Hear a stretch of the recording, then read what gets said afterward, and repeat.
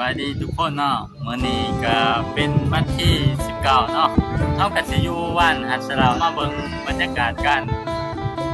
บวชพระแต่ว่ามาบ่ทันเพิ่นบวชแต่เช้าหลายก็เลยสิพาทุกคนมาเบิ่งบรรยากาศการมาค่ำเพลก็คือมาจังหันจังเพลชาวบ้านหัดสะเลาของเฮาเนาะเพราะว่าในตอนเพลเพิ่นก็มีการค่ำเพลให้แก่ครูบาอาจารย์ที่ว่าเพิ่นมาบวชพระก็คือมาจากในเมืองพุ่นแหละไปครับไปเบิ่งบรรยากาศกันเลยเนาะ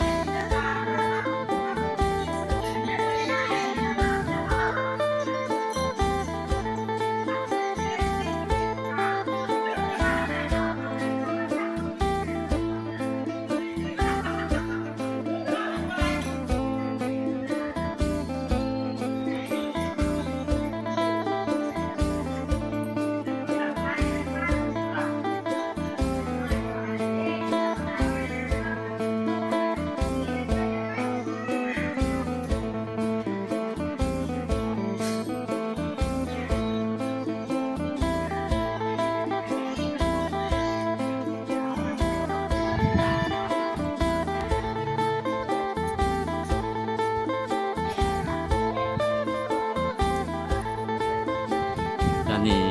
ทางครูบาอาจารย์เนาะเพิ่นก็กำลังทยอยเข้าสู่ศาลาหรือว่าฮอดแจเนาะ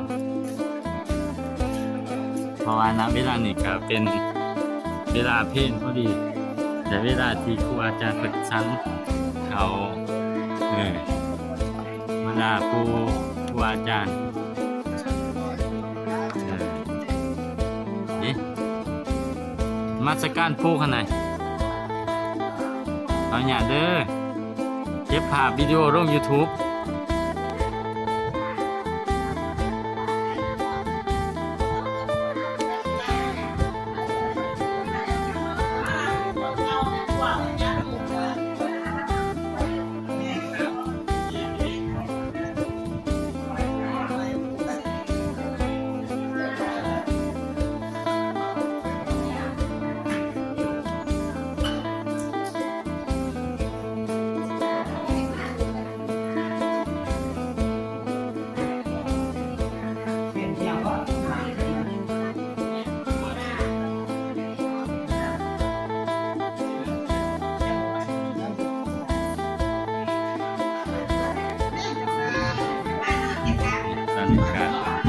อาจารย์จะที่การบ้าน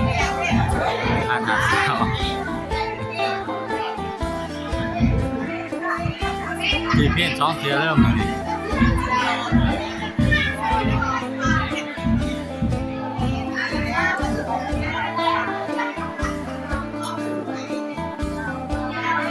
เนี่ยทุกคนใช้บาท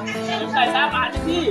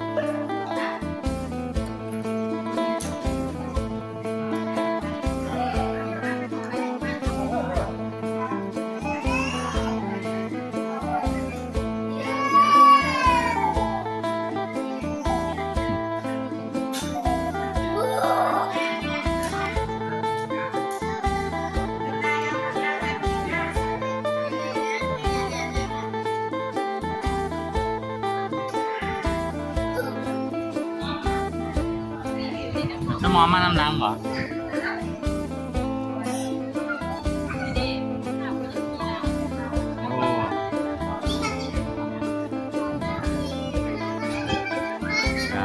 หลังจากครูบาอาจารย์เป็นไหนพ่อจัดน้ำเนาะตัวยาโยมก็ไปถอดน้ำยาตามจุดต่างๆเพื่ออุทิศหาส่วนบุญกุศลผู้ที่ได้ร่วงรับไปแล้วเนาะตามความเชื่อนี่ก็คือบรรยากาศตอนเพลงจากนั้นก็รอดถากครูบาอาจารย์เป็นสันเขาเนาะตัวยาโยมก็คิดที่ภายในศาลาแล้วก็เนื่องจากนั้นก็ถ้าเป็นว่ากับเพื่อนกับซ่านของใครของมันเนาะอันนี้ก็เป็นวันสำคัญยามใดที่ว่ามีงานผู้คนก็ทางไลฟ์กันมาแบบนี้แหละเนาะถ้าจะเห็นได้ความสมานสามัคคีภายในบ้านเฮา